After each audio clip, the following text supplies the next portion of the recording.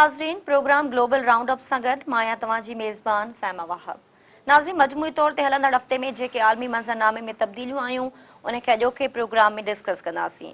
अॼोके प्रोग्राम में जेके असांजा मौज़ू हूंदा उन में सभ खां पहिरीं शुरूआत कंदासीं अमरीका में सदारती इलेक्शन्स जे हवाले सां जेका ॿिन्ही उम्मीदवारनि जी सदारती मुहिम आहे उन हवाले सां चूंड मुहिम में तमामु तेज़ी अची वई आहे, छो त कुझु ई ॾींहं बचा आहिनि 8 नवंबर ते थियल सदारती चूंड जे हवाले सां ॿिन्ही उम्मीदवारनि में जेका लफ़्ज़नि जी जंग आहे उहा बि वधी चुकी आहे। गॾोगॾु जेका ताज़ी सूरत आहे हिलरी क्लिंटन जे हवाले सां FBI मथस ईमेल्स जे हवाले सां जेको मामिलो हुयो उनखे ॿीहर रीओपन करण जो फ़ैसिलो कयो आहे। FBI जे डायरेक्टर पारां जेको बयानु साम्हूं आयो उन हवाले सां हिलरी जो छा चवणु हो ऐं मजमूई तौर ते FBI जे ॿीहर जेका जांच आहे उन जी शुरूआत सां हिलरी क्लिंटन जी जेका सदारती चूंड मुहिम आहे उन ते केतिरो असर पवंदो ऐं हिलरी जे वोटर्स जो इन मामले ते छा चवणु आहे, प्रोग्राम में इन हवाले सां रिपोर्ट शामिल कंदासीं। प्रोग्राम में असांजो अॼु ॿियो मौज़ू हूंदो इराक़ी शहर मोसल में कारवायूं अञा ताईं जारी आहिनि। दाइश जे हवाले सां जेके इराक़ी फ़ौज तोड़े इराक़ी इतिहादी फ़ौज जूं जेके कारवायूं आहिनि उहे वधी चुकियूं आहिनि ऐं ॿिए हफ़्ते में दाख़िल थींदड़ इन जंग जे हवाले सां मजमूई तौर ते इराक़ी शहर जो केतिरो हिसो हिन वक़्तु दाइश खां उहो कंट्रोल उन्हनि जो लूज़ थियो आहे ऐं इराक़ी फ़ौजी केतिरे हद ताईं कामयाबु थिया आहिनि इन जंग में, इन हवाले सां तव्हांखे ॿुधाईंदासीं। गॾोगॾु इराक़ जे शहर में दाइश हज़ारे इराक़ियुनि खे यरगुमाल बणाए ऐं केतिरनि ई माण्हुनि खे क़त्ल बि कयो आहे। प्रोग्राम में असांजो टियों मौज़ू हूंदो नेटो जे सेक्रेटरी जनरल जे बयान जे साम्हूं अचण खां पोइ हिन वक़्तु रूस जे हवाले सां उन्हनि जो मौक़िफ़ ऐं नेटो पारां जेके मुसलसल ओलह जे मुल्कनि जे हवाले सां जेका उन जी हिकमत अमली हुई उन खां पोइ रूस जेका अञा ताज़ा तरीन सूरतहाल में जॾहिं यूक्रेन ऐं शाम जे मामले ते मथस जेको यूरोपी मुल्कनि जो दबाव आहे तोड़े मजमूई तौर ते रूस जी जेका स्ट्रेटजी रही आहे इन हवाले सां नेटो जो इहो बयानु काफ़ी अहम आहे। इन हवाले सां बि प्रोग्राम में रिपोर्ट शामिल कंदासीं।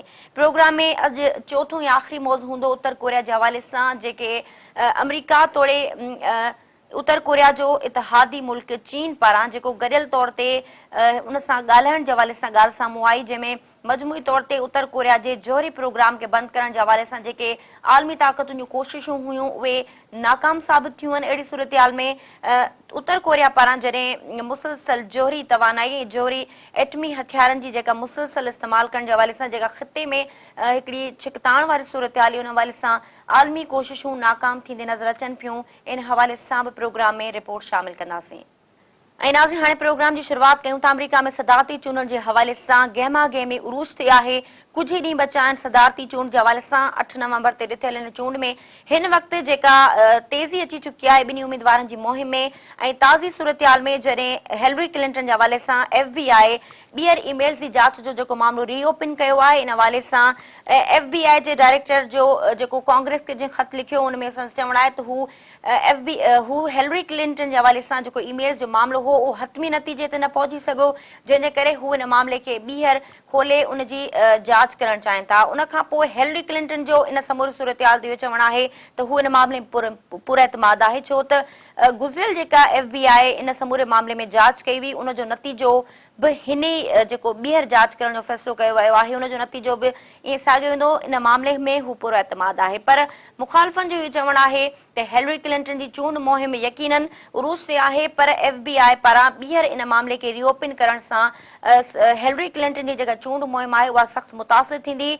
ऐं FBI जी जेका जांच आहे उहा यकीनन कुझु ॾींहंनि में मुकमल न थियणी आहे। इन सूरतहाल में जेकॾहिं हिलरी कामयाब बि थिए थी सदारती चूंड में त उन जे बावजूद बि हिलरी जे सदारती दौर मथां FBI पारां या जेके ईमेल्स जी मामले जी जेका इन्वेस्टिगेशन आहे उन जा जेके उन जे मथां इहो लाज़मी इन जो असर रहंदो ऐं सदारती दौर में बि हिलरी खे इन समूरे मामले खे मुंहुं ॾियणो पवंदो।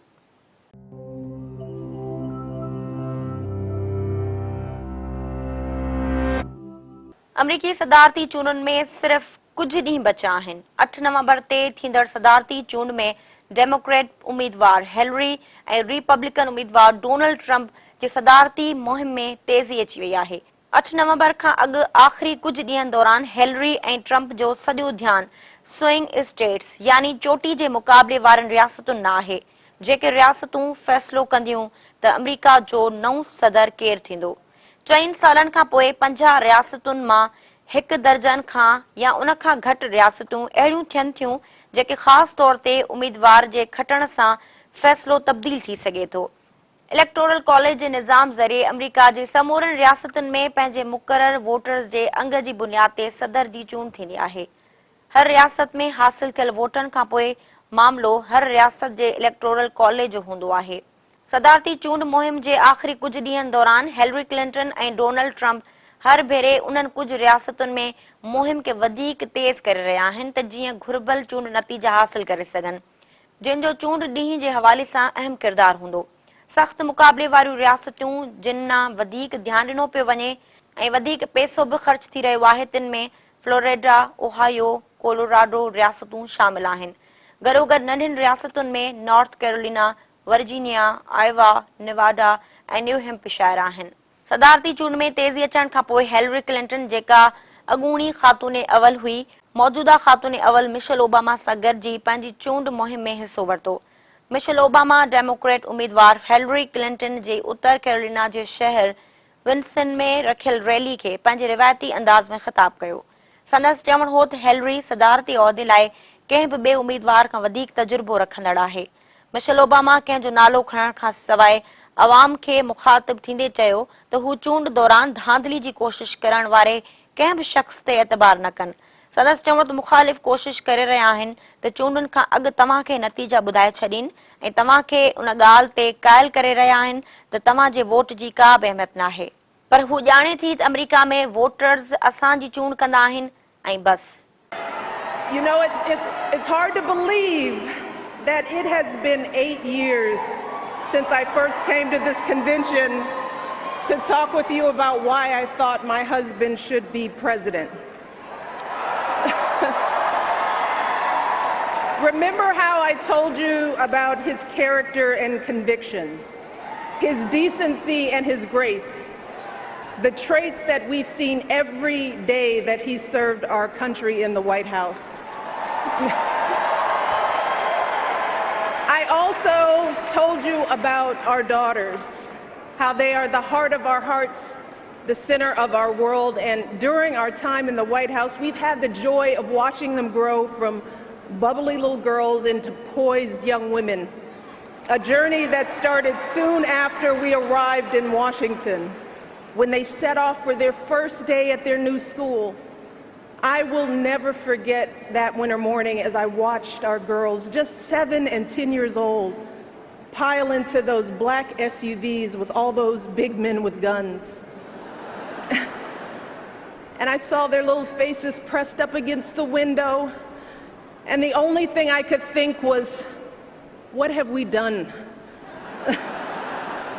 See, because at that moment, I realized that our time in the White House would form the foundation for who they would become, and how well we managed this experience could truly make or break them. That is what Barack and I think about every day as we try to guide and protect our girls through the challenges of this unusual life in the spotlight. How we urge them to ignore those who question their father's citizenship or faith. How we insist that the hateful language they hear from public figures on TV does not represent the true spirit of this country. How we explain that when someone is cruel or acts like a bully, you don't stoop to their level. No, our motto is, when they go low, we go high.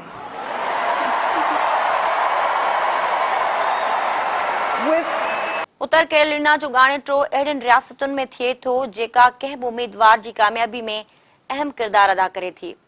ॿिए पासे Donald Trump आख़िरी कुझु ॾियारनि दौरान पंहिंजी तनक़ीद वेतर तेज़ करे छॾी आहे। डोनाल्ड ट्रंप अहम रियासत ओहायो में सरगर्म नज़र आयो।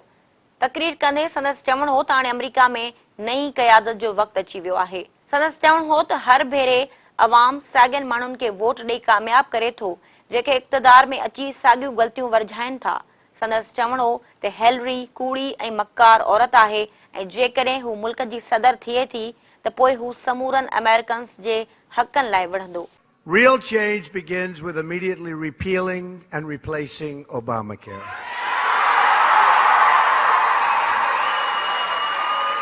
It has just been announced that Americans are experiencing another massive double-digit hike in Obamacare and premiums. Now, this was announced by Washington, and believe me, the number they gave, around 25%, is peanuts compared to the real numbers. In the great state of Arizona, a place I love, they are going to have a hike of 116%. Even Bill Clinton admitted Obamacare is the craziest thing in the world, where people wind up with premiums doubled what they ever thought, doubled, and their coverage is cut in half.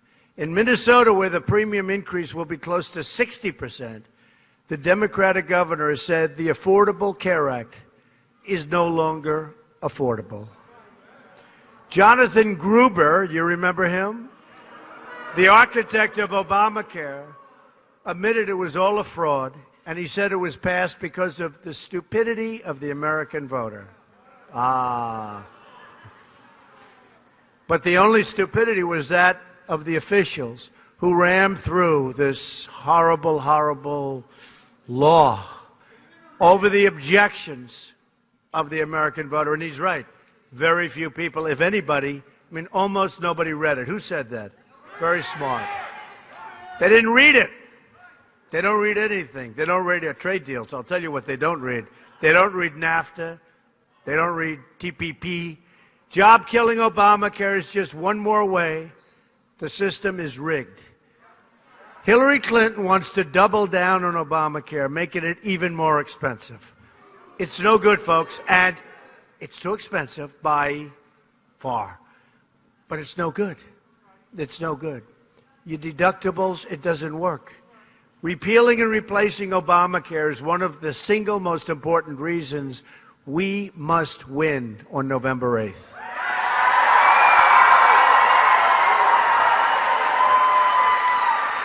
Hillary Clinton पंहिंजी सदारती मुहिम दौरान काफ़ी पुरजोश नज़र अची रही आहे, पर मख़सूस अंदाज़ सां चूंड मुहिम में हिसो वठण सां गॾु खेसि कामयाबी खां पोइ बि ईमेल्स जो मामलो परेशान कंदो रहंदो।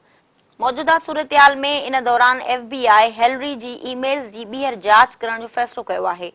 अमरीकी जांच इदारे FBI जे डायरेक्टर जेम्स कॉमी कांग्रेस खे ॿुधायो त इदारो हिलरी जे ईमेल्स जे मामले खे ॿीहर जांच करणु चाहे थो। जांच इदारे जे डायरेक्टर जो चवणु हो त कुझु नयूं ईमेल्स मंज़र आम ते अचण खां पोइ ॿीहर जांच जो फ़ैसिलो कयो वियो। FBI अॻु बि ॿुधाए चुकी आहे त हिलरी पारां निजी सर्वर ते हसास मालूमात मौजूदु हुई। इहा ॻाल्हि वाज़े आहे त ऐन मौक़े ते ॿीहर जांच थियण सां क्लिंटन खे नुक़सानु थींदो ऐं जेकॾहिं हू कामयाब थिए थी त बि उन जे सदारती उहिदे ते इन मसइले जी पकड़ मज़बूत रहंदी, जंहिंखे मुख़ालिफ़ हथियार तौरु इस्तेमालु कंदा रहंदा। अमरीकी जांच इदारे जे डायरेक्टर जे अहिड़े मौक़िफ़ खां पोइ हिलरी क्लिंटन इन मामले ते चयो त हू मुतमिन आहे त ईमेल्स जे मामले ते FBI जी ॿीहर जांच जो नतीजो बि साॻियो ई ईंदो। हिलरी FBI जे डायरेक्टर खां मुतालबो कयो त नई जांच बाबति अमरीकी अवाम आॾो वज़ाहत करे।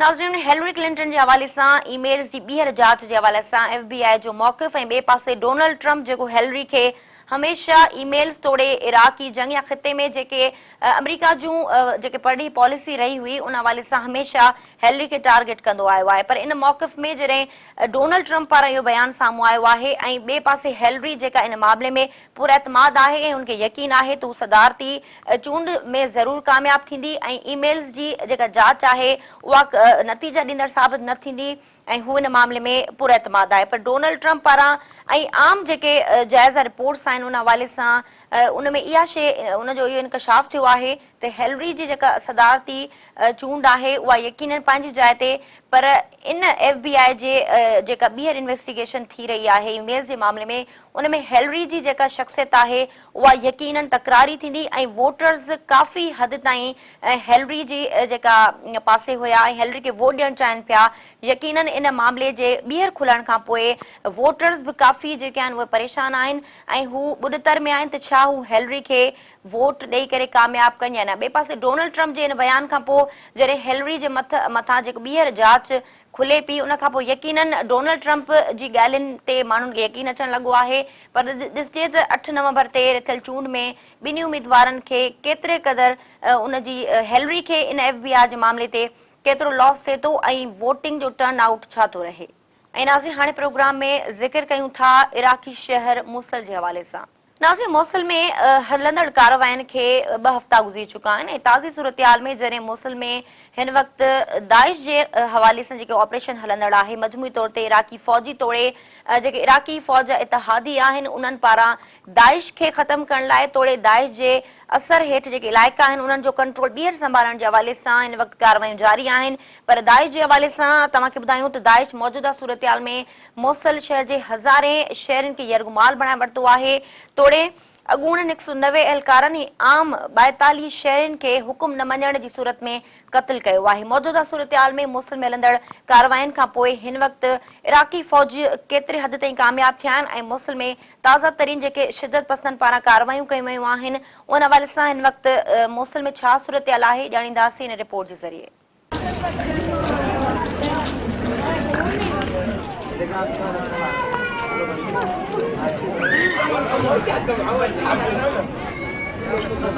इराक में मोसल शहर के दाइश जे शिदत पसंदनि खां आज़ाद करण जे हवाले सां कार्रवायूं जारी आहिनि ऐं इराक़ी फोर्सेस पेशकदमी कंदे शहर जे ॾखण वारे इलाइक़े में दाइश जे मज़बूत कंट्रोल खे ख़तमु कंदे पंहिंजो कंट्रोल हासिल करे वरितो आहे।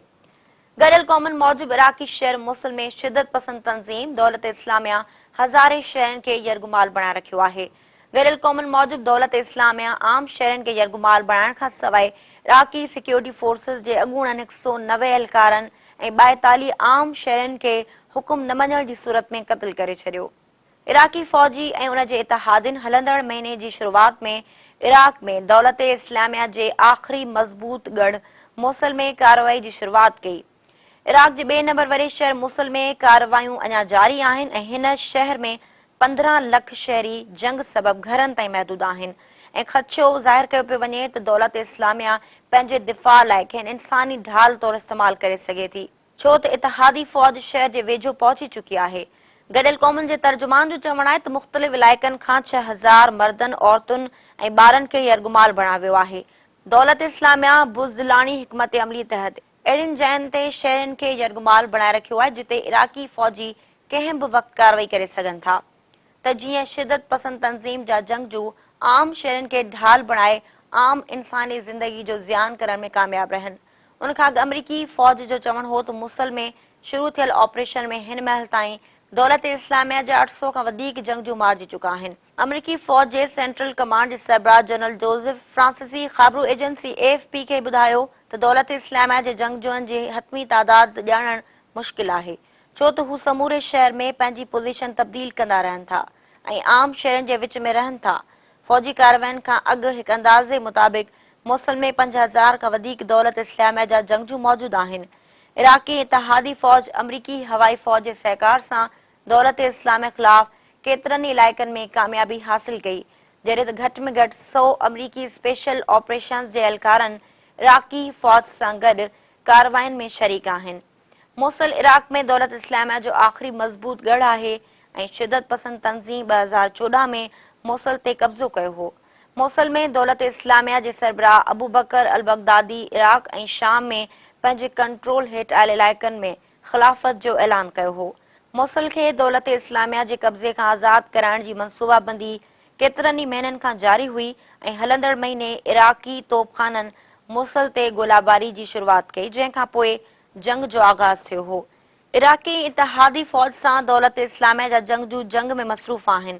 ॿिए तरफ़ संदन जीअण लाइ खाध खुराक जो निज़ाम बि सख़्तु मुतासिर थींदे नज़र अचे पियो ऐं इन मामले में दौलत इस्लामिया जा जंगजू कमज़ोर थींदे नज़र अचनि पिया।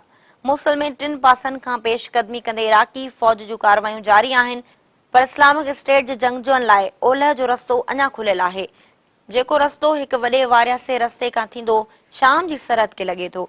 अहिड़े वक़्त में जॾहिं इराक़ी क़यादत जी फोर्सिस मूसल जे वेझो पहुची हमलनि में तेज़ी आणे रही आहे दहशतगर्द ग्रुप इस्लामिक स्टेट खाध खुराक ऐं ज़रूरत जी ॿियनि शयुनि जी फ़राहमी लाइ शाम में पंहिंजे असर हेठि आयल इलाइक़नि खां खाद खुराक जे सामान जी पहुच के ज़रियो बणाए रहिया आहिनि। शाम जे ख़ाबरू इदारे जी रिपोर्ट मूजिब घटि में घटि 15 ट्रकूं जिन में सब्जियूं, अटो, खंडु, चांवर ऐं ॿियूं ज़रूरत जूं शयूं रका खां मूसल ॾांहुं वेंदे ॾिठियूं वयूं आहिनि।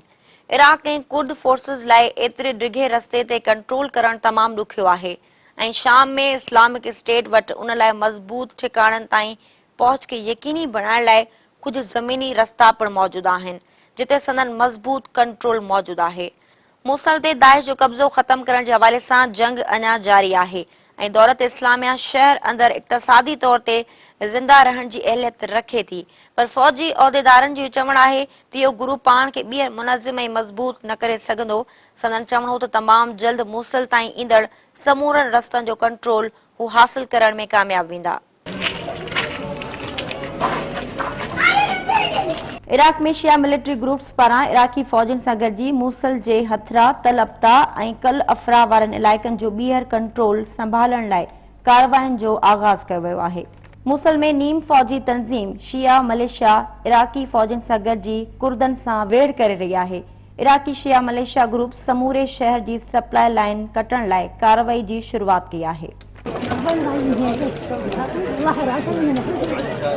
नाज़रीन, इराकी फ़ौजनि पारां मूसल में कार्रवायूं जारी आहिनि, पर दाइश जे हवाले सां जिते शहर जे ॾखण में दाइश जो कब्ज़ो हो, इराकी फ़ौजनि उन कब्ज़े खे ख़त्म करे पाण उते जेको आहे कब्ज़ो ऐं उन जो कंट्रोल हासिल करे वरितो आहे। पर हिन वक़्तु मौजूदा सूरतहाल में इराकी फ़ौजनि पारां जॾहिं शहर जे ॾखण में कार्रवायूं कयूं वयूं ऐं दाइश पारां जेका ॿी स्ट्रेटेजी अख़्तियार कई वई आहे जेका बुज़दिलानी एक्टिविटी आहे ऐं उन सूरतहाल में इराकी जेके फ़ौजनि पारां हिन वक़्तु मजमूई तौर ते आम शहरनि जा जेके इलाइक़ा आहिनि जिते आबादी आहिनि उन्हनि खे ख़ाली करण लाइ सिलसिलो जारी आहे, पर दाइश पारां हज़ारे शहरनि खे यरगमाल बणायो वियो आहे ऐं मजमूई तौर ते कुझु इलाइक़नि में दाइश जो कंट्रोल जेको आहे उहो काफ़ी ख़तमु थींदे नज़र अची रहियो आहे।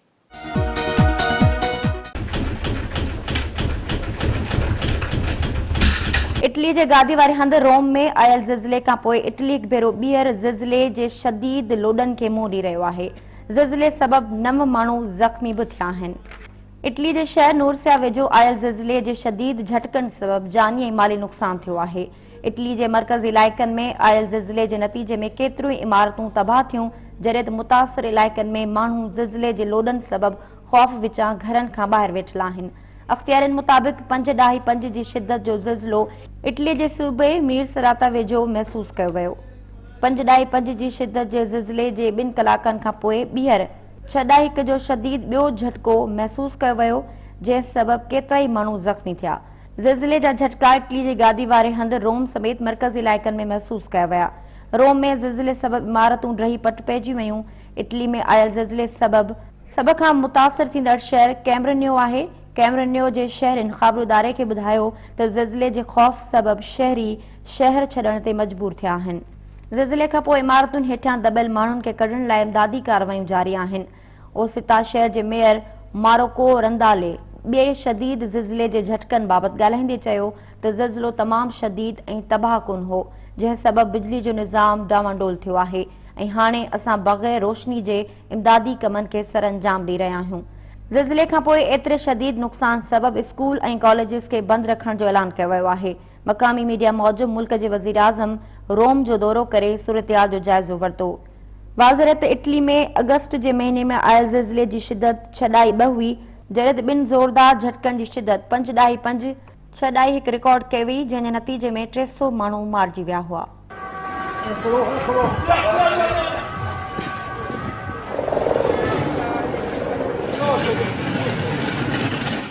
ऐं नाज़रीन, हिते वक़्तु थियो आहे मुख़्तसिर ब्रेक जो। ब्रेक खां पोइ तव्हांखे ॿुधाईंदासीं त नेटो पारां रूस जे हवाले सां अहम बयानु साम्हूं आयो आहे ऐं प्रोग्राम जे आख़िर में उत्तर कोरिया जे जोहरी जेको एटमी प्रोग्राम आहे उन हवाले सां आलमी ताक़तुनि जो कहिड़ो मौक़िफ़ आहे ऐं जोहरी प्रोग्राम खे ख़तमु करण जे हवाले सां तोड़े उत्तर कोरिया खे इन मामले खां हटी करे सोचण जे हवाले सां जेके कोशिशूं हुयूं, जेके डायलॉग जो जेको मामिलो हुयो उहो केतिरे क़दुरु रोलड़े जो शिकार थियो आहे, तव्हांखे ॿुधाईंदासीं पर हिन मुख़्तसिर साई खां पोइ।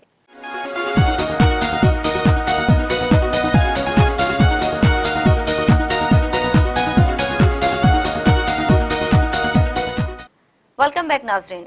ऐं नाज़रीन हाणे प्रोग्राम में ज़िक्र कयूं था नेटो रूस जे हवाले सां अहम बयान जारी कयो आहे जंहिंमें नेटो जे सेक्रेटरी जनरल जो चवणु आहे त हू रूस सां कंहिं बि क़िस्म जी सर्द जंग या टकराव नथा चाहिनि। पोएं हफ़्ते नाज़रीन जीअं असां गुज़िरियल हफ़्ते में तव्हांखे ॿुधायोसीं त इन रूस जे हवाले सां जेके हींअर तकरारी मामला हलनि पिया तोड़े शाम जो मामलो हुजे या यूक्रेन में रूस जी जेका पॉलिसी आहे उन हवाले सां ओलह जा मुल्क तोड़े यूरोपीय यूनियन रूस ते काफ़ी फोर्स कयो आहे त हू फौरन इन मामले खे ॻाल्हियुनि जे ज़रिए ख़तमु करे पर रूस पारां इहो मौक़िफ़ साम्हूं आयो आहे त हू कंहिं बि तरह सां इन मामले में कंहिं बि आलमी दबाव खे क़बूल न कंदो ऐं जॾहिं बर्लिन में इन हवाले सां कॉन्फ्रेंस थी त रूसी सदर व्लादिमीर पुतिन जो इहो बयानु साम्हूं आयो हो त हू यूक्रेन जे मामले ते या सीरिया जे मामले ते जेका उन्हनि जी स्ट्रेटेजी आहे उहा बिल्कुलु ठीक ऐं सही रुख में हली रही आहे। इन सूरतहाल में नेटो पारां इहो बयानु केतिरे क़दुरु अहमियत जो हामिल आहे। यकीनन नेटो जा जेके मुल्क आहिनि उहे कहिड़े पासे बीठल आहिनि ऐं हू रूस सां छा था चाहिनि तोड़े ओलह जा जेके मुल्क हींअर आहिनि उहा ज़वाल जो शिकार आहिनि ऐं यूरोपीय यूनियन में बर्तानिया जे टुटण खां पोइ यकीनन सूरतहाल केतिरे क़दुरु मुख़्तलिफ़ थी चुकी आहे ऐं इन सूरतहाल में नेटो जो इहो बयानु यकीनन अहमियत जोॻो आहे। मजमूई तौर ते नेटो जे सेक्रेटरी जनरल रूस खे किन मामलनि ते फोर्स कयो आहे त हू फौरी तौर ते ॻाल्हियुनि ज़रिए इन मामले खे हल करे। मजमूई तौर ते छा सूरतहाल रही ॼाणींदासीं इन रिपोर्ट में।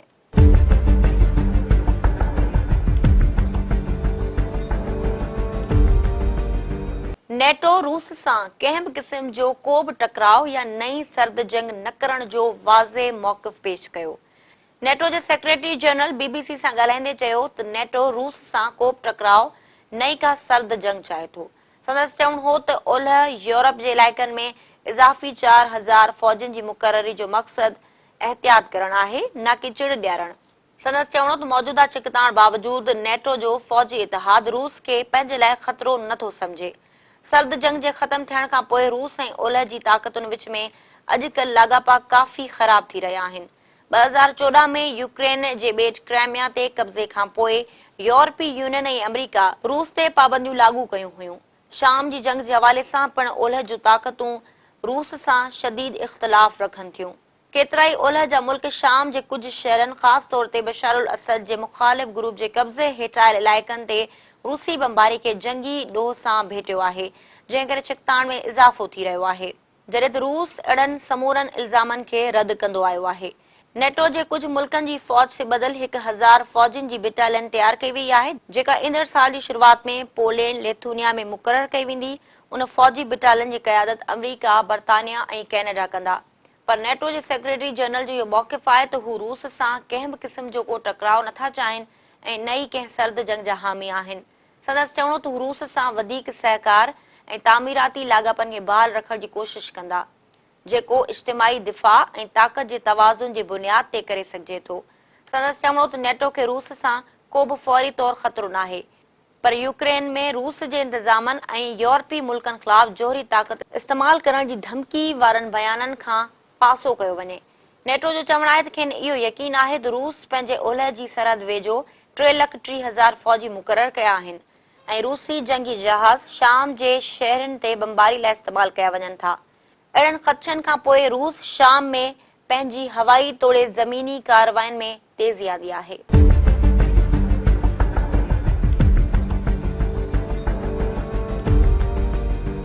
नाज़रीन नेटो जे सेक्रेटरी जनरल जे हिन बयान खां पोइ रूसी सदर व्लादिमीर पुतिन जॾहिं गुज़िरियल हफ़्ते यूक्रेन ऐं शाम जे मामले ते जेका पंहिंजो पॉलिसी बयानु उते ॾिनो ऐं यूक्रेन जे मामले खां पोइ 2014 खां पोइ रूसी सदर पहिरियों भेरो यूक्रेन जे मामले ते ॻाल्हाइण लाइ बर्लिन पहुतो पर इन सूरतहाल में हुनखे ओलह जे मुल्कनि पारां काफ़ी प्रेशर खे उते मुंहुं ॾियणो पियो पर रूसी सदर जो इहो बयानु त हू शाम जी सूरतहाल में गॾोगॾु यूक्रेन ते जेका हुनजी यूक्रेन में हुनजी पॉलिसी आहे इन हवाले सां हू आलमी दबाव खे क़बूल करणु नथो चाहे ऐं हू हिकु आलमी तोड़े हिकिड़ी ख़िते जी अहम जेके मुल्क आहिनि उन में हू पंहिंजी स्ट्रेटजी तहत हली रहियो आहे ऐं हू कंहिं बि आलमी दबाव खे क़बूल न कंदो। इन सूरतहाल में नेटो जे सेक्रेटरी जनरल पारां इहो बयानु त हू रूस सां का बि सर्द जंग नथा चाहिनि नई को टकराव चाहिनि था। इन सूरतहाल में रूस जी जेका पॉलिसी आहे उहा काफ़ी हद ताईं असांखे कामयाब थींदी नज़र अचे पई।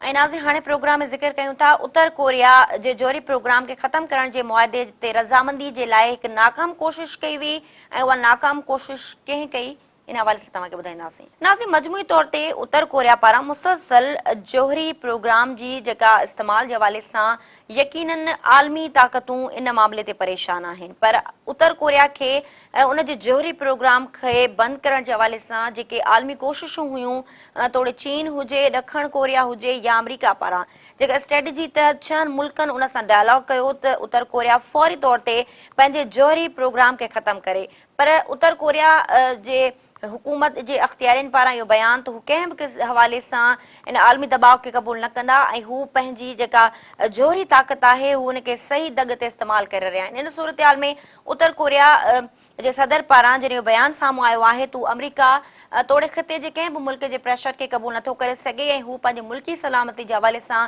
पंहिंजे जोहरी सरगर्मियूं जारी रखंदो।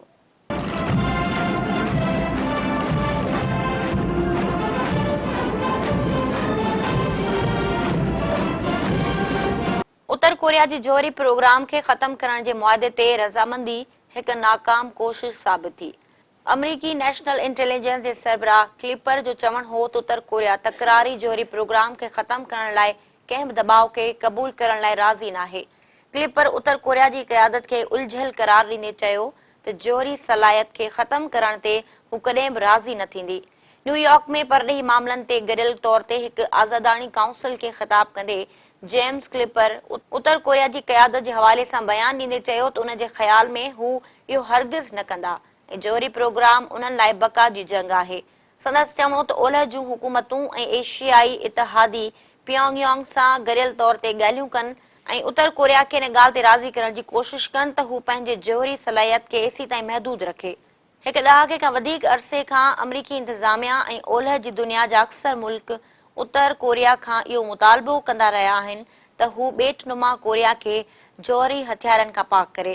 जेतोणीकि अञा ताईं ओलह जे मुल्कनि जा अॻवान अहिड़ी का बि वाज़े मनसूबाबंदी न जोड़े सघिया आहिनि त इन मुल्क ते दबाव कीअं वधाइजे या उन जोहरी प्रोग्राम खे बंदि करण एवज़ खेनि कहिड़ियूं मराहतूं ॾिनियूं वञनि। चीन जे सहकार सां 6 मुल्कनि सां गॾु पियोंगयांग बाबति थींदड़ ॻाल्हियूं बि 2009 में मुअत्तल थियूं हुयूं, जेके हिन महिल ताईं बहाल न थी सघियूं आहिनि ऐं जोहरी सलाहियत खे इस्तेमालु कंदे उत्तर कोरिया 2006 में पहिरियों जोहरी तजुर्बो कयो हो, जंहिंखां पोइ वॉशिंगटन ऐं संदसि 6 इतिहादी मुल्क ॻाल्हियुनि खे बहाल करण ते ज़ोर भरियो त किम जोंग जी हुकूमत खे जोहरी प्रोग्राम खे रोकण ते राज़ी करे सघिजे। पियोंगयांग ओलह जे उन समूरनि मुतालबनि खे रद्द कंदो आयो आहे ऐं गॾियल क़ौमनि पारां मथस पाबंदियूं लागू हुजण बावजूदि उत्तर कोरिया हलंदड़ साल 2 जोहरी तजुर्बा कया हुआ।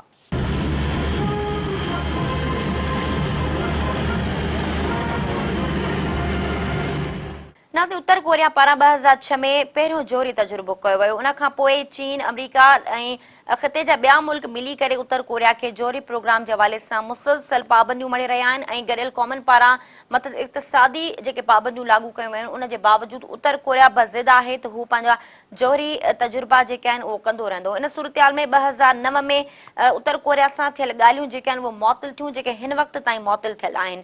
इन सूरतहाल में आलमी ताक़तुनि पारां ॿीहर कोशिश कई वई त उत्तर कोरिया खे इन मामले ते उनखे डील कजे ऐं उनखे रज़ामंदी उन्हनि जी सां इहो मामिलो ख़त्म कराइजे, पर हिन वक़्तु मौजूदा सूरतहाल में उत्तर कोरिया अञा थी बज़िद आहे त हू जोहरी ताक़त जो जेको बेजा इस्तेमालु न करे रहियो आहे, हू पंहिंजे ख़िते जी तरक़ी तोड़े सिक्योरिटी जे हवाले सां हू पंहिंजे जोहरी ताक़त खे इस्तेमालु करे रहियो आहे ऐं मौजूदा सूरतहाल में आलमी ताक़तुनि जूं कोशिशूं असांखे नाकाम थींदे नज़र अचनि पियूं। ऐं नाज़रीन, इन ते प्रोग्राम जो वक़्तु पंहिंजी पुॼाणी ते पहुतो। ईंदड़ हफ़्ते नवनि मौज़ुअनि सां गॾु ॿीहर हाज़िर थींदासीं। तेसीं ताईं पंहिंजी मेज़बान साइमा वहाब खे ॾींदा इजाज़त। अला वाही।